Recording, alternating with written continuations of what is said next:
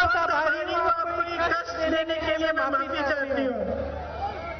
हमारी टीम बड़े-बड़े रिकॉर्ड को हासिल कर रही है, बैटिंग में, बॉलिंग में, जीत में।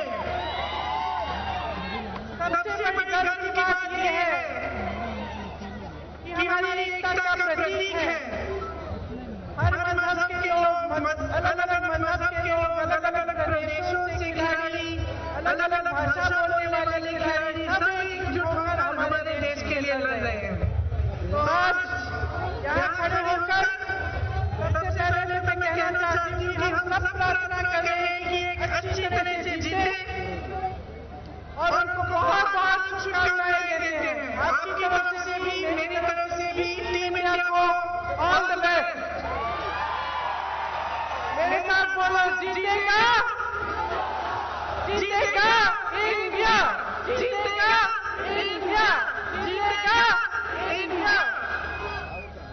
ये महान योद्धा कौरव भीम जी, रामजी, गोविंद जी और वीरांगना सावरकर जी की धरती है। यहाँ आकर मुझे बहुत गर्व होता है।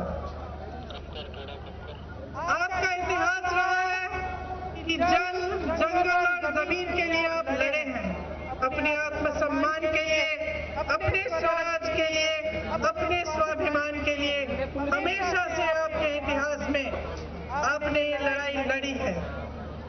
आपको याद होगा कि मेरी दादी जी, जिनको आप इंदिरा अम्मा कहते हैं, वो भी आपके लिए लड़ी, आपके अधिकारों के लिए। आज उनका जन्मदिन है, उनको याद करते हुए ये बात याद आती है कि उनके दिल में आपके समाज के लिए, आदिवासी संस्कृति के लिए, आदिवासी समाज के लिए कितनी श्रद्धा थी। हमेशा कहती थी कि आपकी जो संस्कृति है वो दुनिया की सबसे अच्छी संस्कृति है, क्योंकि वो कहती थी कि आपकी संस्कृति सिखाती है कि जल का, जंगल का, जानवर का, जमीन का, सबका सम्मान करते हुए ही आगे बढ़ सकते हैं। उन्होंने आपकी समस्याओं को बहुत गहराई से समझा। जो बुजुर्ग मेरे हैं यहाँ, उनको याद होगा, वो आती भी बहुत थी यहाँ से, तेलंगाना से संसद सदस्य भी रही। जिस समय उनकी हत्या हुई थी, उस समय यहीं से, तेलंगाना से ही वो संसद सदस्य थी। तो आपको याद होगा कि किस तरह से आपकी समस्याओं को समझने की कोशिश करती थी और क्या क्या किया उन्होंने आपके लिए। 7 लाख एकड़ जमीन की पट्टे दिए, आपको जमीन पर अपना जो अधिकार था उसको पहचान कर आपको फिर से वो अधिकार दिया। वो जानती थी कि ये जमीन आपकी है, इसीलिए उन्होंने ये पट्टे दिलवाए। इंटीग्रेटेड ट्राइबल डेवलपमेंट की एजेंसियां बनाई, ट्राइबल सब प्लान में लाखों घर बनाए उन्होंने, ऐसा कानून लागू कराया जिसमें आपको अपने ऊपर स्वशासन का अधिकार मिला। आप ये कानून बना कि आपकी जमीन कोई और नहीं ले सकता। ये काम इंदिरा जी ने किया था। इंदिरा जी के बाद कांग्रेस की सरकार ने फॉरेस्ट राइट एक्ट लागू किया। इससे भी आपको जंगलों पर अपना अधिकार वापस मिला। देखो, एक सोच होती है। आप भी इंदिरा जी को याद करते हैं। 40 साल गुजर गए जब से इंदिरा जी की हत्या हुई, लेकिन आज भी गांव-गांव में, पूरे आपके प्रदेश में खास तौर से, लेकिन पूरे देश में इंदिरा जी को जहाँ भी हम जाते हैं उनको लोग याद करते हैं। कई बार मुझे भी लगता है कि ऐसी शख्सियत होंगी कि मैं किसी छोटे से गांव में, दूर इलाके में चली जाती हूँ और वहाँ भी मुझे कोई कहता है कि जब आपकी दादी जी आई थी तो हमारी दादी जी ने उनके लिए खीर बना के दी थी। तो इस तरह की जो यादें हैं, जो पूरे देश की जो जनता की यादें हैं, वो अभी भी ताजा है, अभी भी जिंदा है। तो मैं आपसे पूछना चाहती हूँ कि जब इंदिरा जी को याद करते हैं तो क्यों याद करते हैं? बहुत सारे नेता आए गए, बहुत सारे नेताओं ने आपके लिए काम किया। उनको इस तरह से आप क्यों याद करते हैं कि आज भी आप उनको इंदिरा अम्मा कहते हैं? इसकी वजह यह है कि जितना प्यार आपने इंदिरा जी को दिया, उतना प्यार इंदिरा जी ने आपको भी दिया। जितना सम्मान आपने उनको दिया, उतना ही सम्मान उन्होंने आपको दिया। जितनी श्रद्धा आज भी आपके दिलों में उनके लिए है, उतनी ही श्रद्धा उनके दिल में आपके लिए होती थी। तो एक रिश्ता था आपके और उनके बीच में, और उस रिश्ते के आधार पर उन्होंने काम किए। उस रिश्ते के आधार पर उन्होंने राजनीति की, उस रिश्ते के आधार पर उन्होंने आपका विकास किया। तो एक सोच होती है कुछ नेताओं में और कुछ पार्टियों में, एक सोच होती है कि देखो, जो भी जनता देती है हम नेताओं को, हमारे राजनीतिक दलों को, हमें सत्ता देती है, हम उनकी वजह से पहचाने जाते हैं, हम उनकी वजह से आज मंच पे खड़े होते हैं। ये सब जनता देती है हमें। और एक सोच होती है जो एक राजनीतिक पार्टी के सिद्धांतों के समय के तरह से खड़ी होती है नेताओं के दिलों में, नेताओं के दिमाग में। और वो ये सोच होती है कि जनता सर्वोपरि है, कि सबसे ऊंचा जनता है। मतलब कि आपने हमें जो कुछ दिया, उसके बदले में हमारा कर्तव्य बनता है कि हम आपके लिए काम करके दिखाएं। और इसका मतलब है कि एक विजन हो हमारा, कि तेलंगाना को किस तरह से आगे बढ़ाएं, कि आपके आदिवासी समाज को किस तरह हम आगे बढ़ा सकते हैं, आपको मजबूत कैसे बना सकते हैं। मेरी बहनें बैठी हैं, ये सोच होनी चाहिए कि अपनी बहनों को आगे बढ़ाने के लिए हम क्या कर सकते हैं। तो ये एक राजनीति का एक तौर तरीका है और एक सोच है जो कुछ राजनीतिक दलों में है, हमारी कांग्रेस पार्टी में है। आपने खुद देखा, चाहे इंदिरा जी हो, चाहे सोनिया माँ हो, मेरी माता जी, जिन्होंने देखा कि आपके दिल में एक दर्द है, जिन्होंने देखा कि तमाम नौजवान युवा शहीद हो रहे हैं क्योंकि आपको अपना एक प्रदेश चाहिए था। आप चाहते थे कि आप अपने आप, जो आपकी पुरानी इतिहास की बात मैंने की, कि आपका अपना राज हो और कि आपका एक प्रदेश बने जो आपके लिए हो। सोनिया जी ने आपकी बात सुनी, आपके दर्द को पहचाना और उन्होंने तेलंगाना के लिए प्रयास किया, तेलंगाना का प्रदेश बना।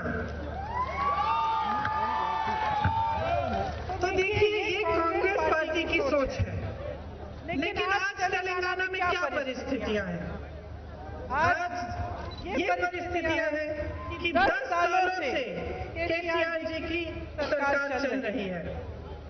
जितने भी आपके सपने थे, आपने क्या सपने देखे थे?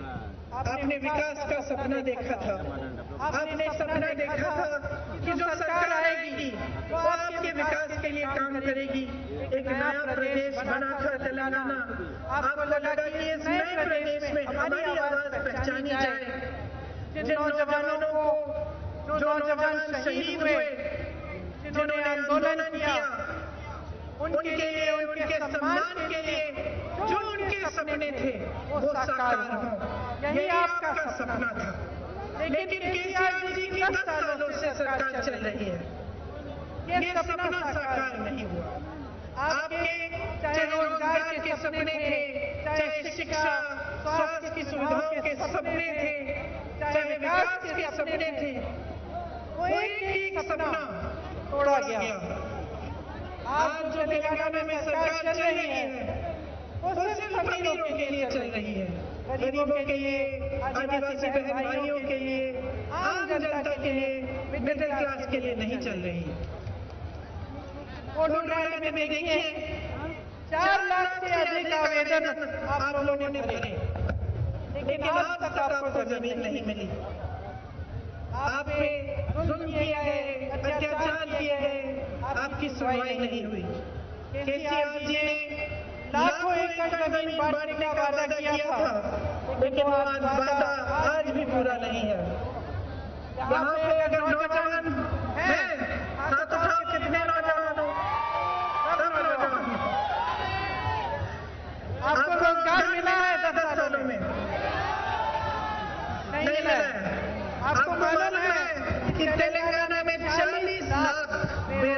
युवा है आज के दिन में, 40 लाख बेरोजगार युवा हैं। केसीआर जी कहते थे आपको बेरोजगारी का भत्ता मिलेगा, मिला? नहीं मिला। तो ना आपको रोजगार मिला, ना आपको बेरोजगारी का भत्ता मिला, आपको नौकरी नहीं दे पाए। केवल उन्होंने अपने परिवार को रोजगार नौकरी देने का काम किया है।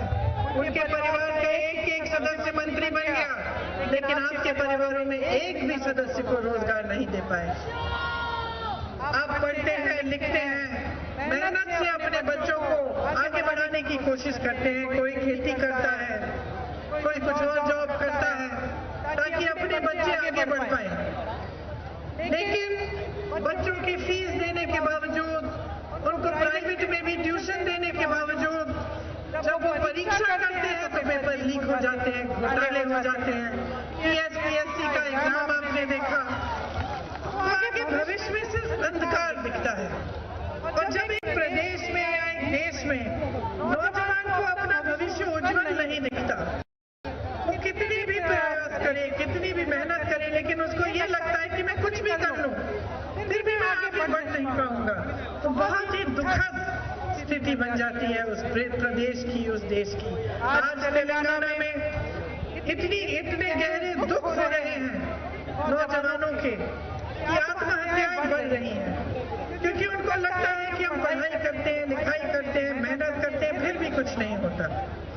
कांग्रेस पार्टी कह रही है कि अगर हमारी सरकार बनेगी तो हम एक जॉब कैलेंडर निकालेंगे। जॉब कैलेंडर में लिखा जाएगा कि आपकी परीक्षाएं कौन सी डेट पे होंगी, परीक्षा का रिजल्ट कब आएगा, और परीक्षा के रिजल्ट आने के बाद कौन सी डेट पे आपकी जो नियुक्तियां हैं वो शुरू होंगी। इसको एक जॉब कैलेंडर कहते हैं। और ये जरूरी इसलिए होता है ताकि फिर जो होना चाहिए वो ठीक कार्यक्रम से होता है।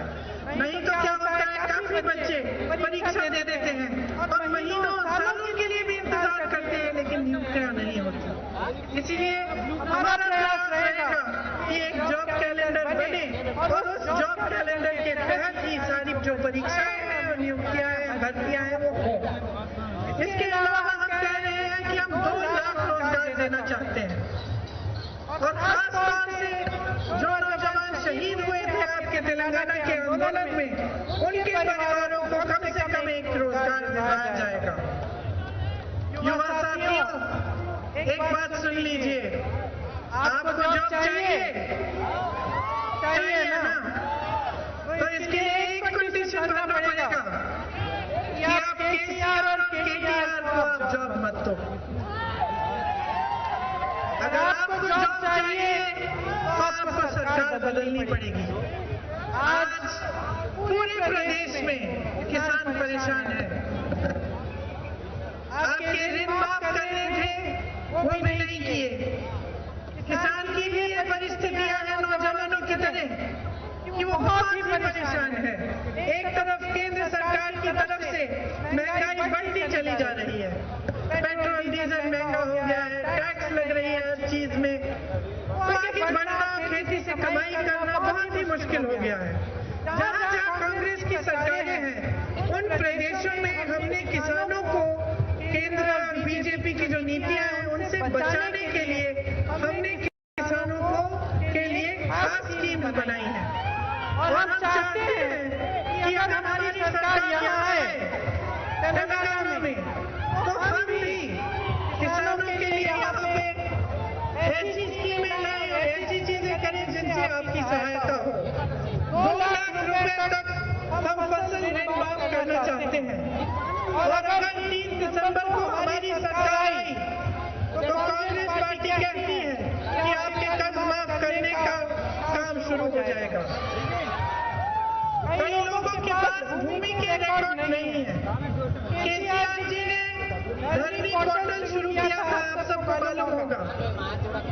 उस समय कहा था कि उसमें रजिस्ट्रेशन का काम होगा, लेकिन बाद में पता चला कि इसका गलत इस्तेमाल हो रहा है और आपसे उस पोर्टल के जरिए काफी जमीनें छीनी गई। इस तरह की चीजों को बंद कराना और आपके लिए सही काम, सही तरह से स्कीमें बनाना, ये कांग्रेस करेगी। जब हमारी सरकार बनेगी तो आपको MSP की गारंटी मिलेगी। धान के लिए आपको 2500 रुपए मिलेंगे, सोयाबीन के लिए 4400 रुपए, मक्के के लिए 2200 रुपए, गन्ना के लिए 4000 रुपए, अरहर के लिए 6700 रुपए और कॉटन के लिए 6500 रुपए। ये सब काम हम आपके लिए करना चाहते हैं। आजकल आपके प्रदेश में बहुत घोटाले हो रहे हैं। कालेश्वरम परियोजना में आपने देखा कि कितना बड़ा घोटाला हुआ। मिशन भागीरथ में भी घोटाला हुआ। बड़े बड़े जितने भी प्रोजेक्ट्स हैं उसमें कमीशन खा के सरकार ने आपको लूटा है। देखिए, सरकार का ना कोई पैसा नहीं होता। जो सरकार का पैसा होता है वो जनता का पैसा होता है। जनता की संपत्ति होती है जो सरकार जनता के लिए इस्तेमाल करती है। और जब ऐसी सरकार आती है कि आपके जो पैसे हैं, आपकी संपत्ति वो लूटती है और आपको निकालती है, आपके लिए काम नहीं करती, तो आपको एकदम सावधान होना चाहिए। देखिए, जो बीजेपी की सरकार है केंद्र में, उसने क्या किया? जो देश की संपत्ति है, बड़े बड़े हवाई अड्डे हैं, बंदरगाह हैं, जितनी भी देश की सरकारी बड़ी बड़ी कंपनियां हैं, वो अपने बड़े बड़े उद्योगपति दोस्तों को दे दिए। जो कर्ज बड़े बड़े उद्योगपतियों के थे उनको हजारों करोड़ों में माफ कर दिया। लेकिन जब किसान के कर्ज की माफी की बात आई तो उन्होंने कहा कि पैसे नहीं है। जब सरकारी कर्मचारियों के पेंशन की बात आई तो उन्होंने कहा कि हमारे पास पुराने पेंशन के लिए पैसे नहीं है।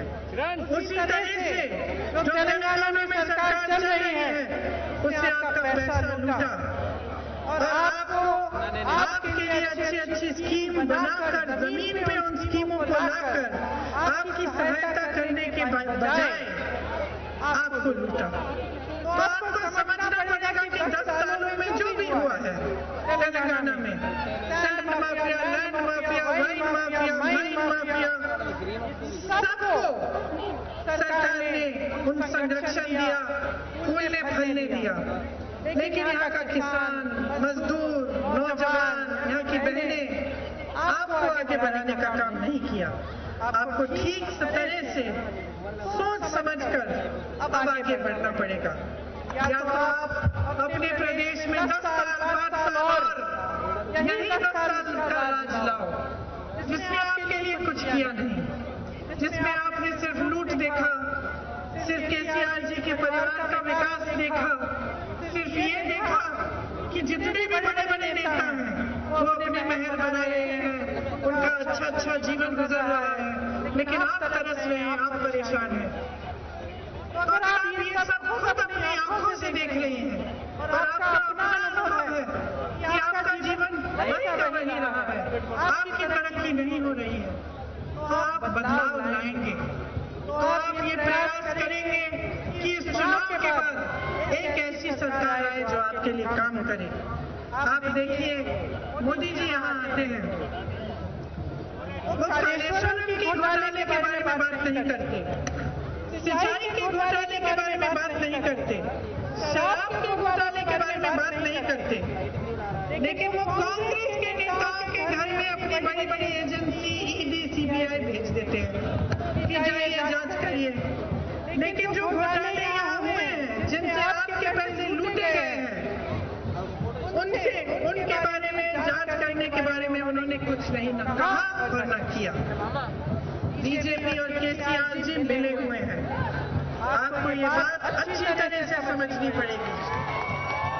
देखिए, जब भी पार्लियामेंट में कोई बिल आती है तो केसीआर जी की पार्टी बीजेपी के साथ में उसके लिए उनकी सहायता करने के लिए वोट देती है। समझ लीजिए, जब काले कानून आए थे किसानों के लिए, तब टीआरएस ने बीजेपी के साथ उन कानूनों को वोट दिया पार्लियामेंट में।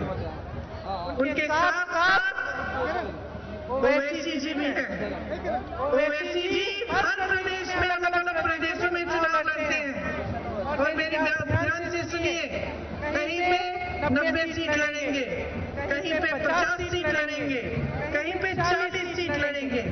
तो तेलंगाना में 9 सीट क्यों लड़ रहे हैं?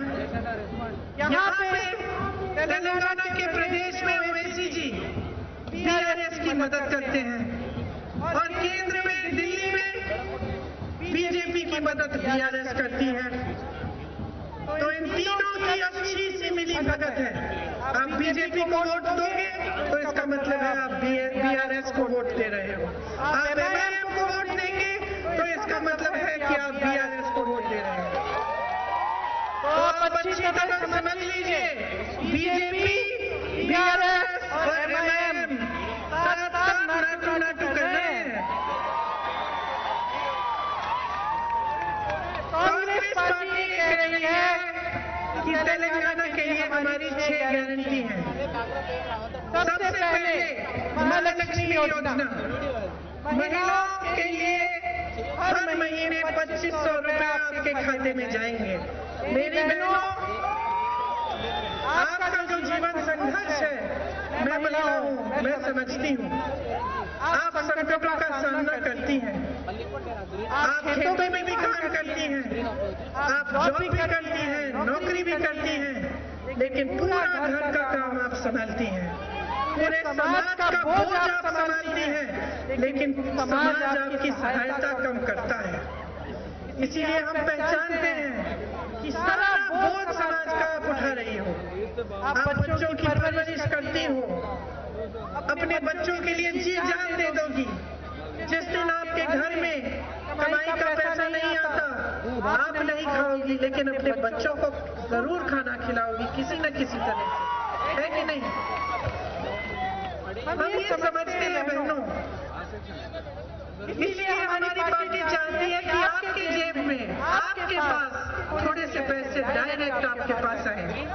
तो हम कह रहे हैं कि आप खाता जब खोलेंगे तो 2500 रुपए जब हमारी सरकार बनेगी आपके खाते में डायरेक्ट डाला जाएगा हर महीने, ताकि आपके पास कुछ हो जिससे आप भी अपने पैरों पे खड़े हो पाए। 500 रुपए में आपको सिलेंडर दिया जाएगा। और जो बस यात्रा है पूरे प्रदेश में, आपको मालूम होगा कि कर्नाटका में जब कांग्रेस की सरकार आई तो तब से ही पूरे कर्नाटका में जब एक महिला को बस से यात्रा करनी पड़ती है तो उसको बस यात्रा मुफ्त में मिलती है। हम चाहते हैं कि तेलंगाना में भी हम ये काम करेंगे। दूसरी हमारी गारंटी, राइट टू भरोसा, किसानों को सालाना 15,000 रुपए दिए जाएंगे, कृषि मजदूरों को 12,000 रुपए दिए जाएंगे सालाना, और धान पर 500 रुपए पर प्रति क्विंटल आपको बोनस मिलेगा। तीसरी गारंटी, गृह ज्योति, 200 यूनिट बिजली आपको फ्री मिलेगी। और ये बहुत जरूरी है भाइयों और बहनों, आपको 24 घंटे आपको बिजली हम दिलवाएंगे, मतलब 24 घंटे आपके घरों में बिजली आएगी। इंदिरा अम्मा इंदू स्कीम, जिससे घर बनाने के लिए आपको मुफ्त जमीन मिलेगी, मतलब जब आप घर बनाना चाहेंगे आपको जमीन फ्री मिलेगी, और 5 लाख रुपए की आपको मदद मिलेगी सरकार से। राज्य आरोग्यश्री आपको मिलेगा, जो बुजुर्गों के लिए 4,000 रुपए प्रति माह आपको पेंशन मिलेगा। इसके तहत तो जो बुजुर्ग हैं उनको घबराहट नहीं होनी चाहिए, हर महीने उनको थोड़ा थोड़ा 4,000 रुपए मिलेंगे पैसे, ताकि वो अपना गुजारा कर पाए, और 10 लाख का हेल्थ इंश्योरेंस मिलेगा। जहाँ कांग्रेस के प्रदेश है बहनों और भाइयों, जहाँ कांग्रेस के प्रदेश है वहाँ आज 10 से 25 लाख का इलाज फ्री में मिलता है। राजस्थान में ऐसे लोग हैं जिनको हार्ट का ऑपरेशन जिन्होंने कराया, पूरे पैसे सरकार ने दिए।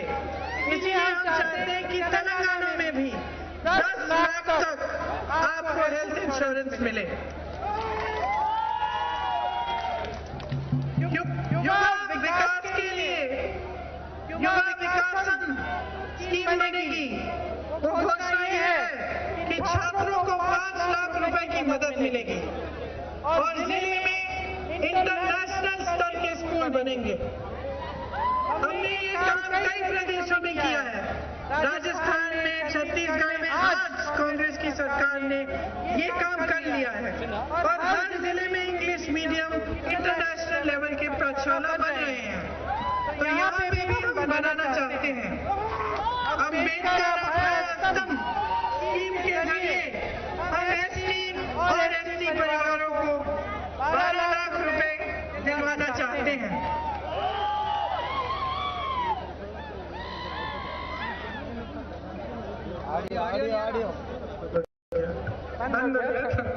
देखिए, कांग्रेस की जो बुनियाद है वो गांधी जी ने डाली।